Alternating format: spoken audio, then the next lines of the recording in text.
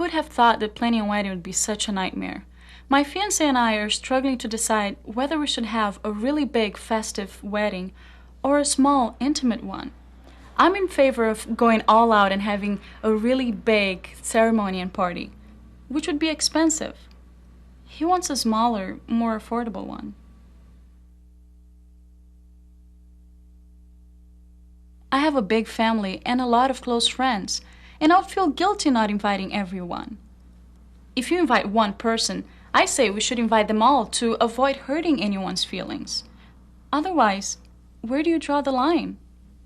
And as far as money goes, I say you get married only once, and this is no time to scrimp. My parents are willing to help pay the expenses because they want the whole family to be at the wedding.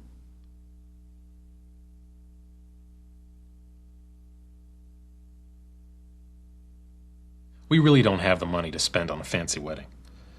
Every dollar that we spend on the wedding is a dollar that we won't have to buy our first house. A lavish wedding could set our plans back a year, maybe two.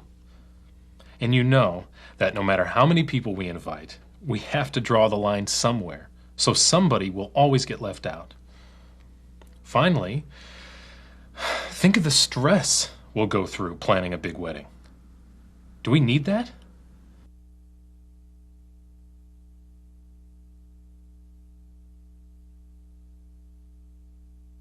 I'm right to want to include all our friends and family on our wedding day. And I'm right to say that a special wedding will be like a lifetime memory.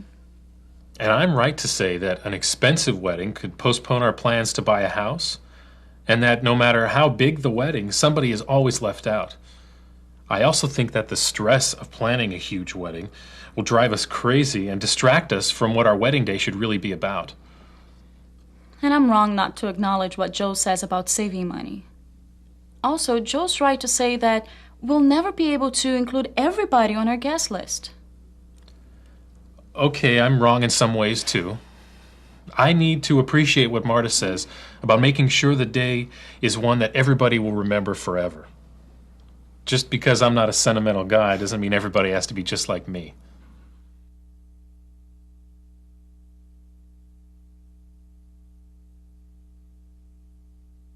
After thinking about it, I realized that getting married is different from being married.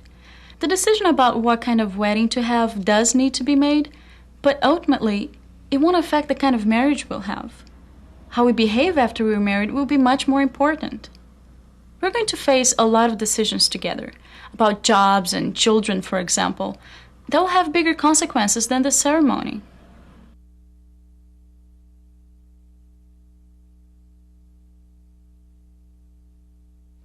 Before using the pillow method to think through all the sides of the issue, I was focused on getting my way. This attitude was creating some feelings between Joe and me that were clouding what should be this wonderful event. I've realized that if one of us wins, but the result is injured feelings, it won't be much of a victory. I don't know what kind of wedding we'll finally decide to have, but I'm determined to keep my focus on the really important goal of keeping our relationship positive and respectful. Marta's right. We each have good reasons for thinking about the wedding the way we do. Now that we know this, we're on the right track to remembering what it's all about. Starting the kind of marriage where we get along by understanding and respecting one another. That's the important thing.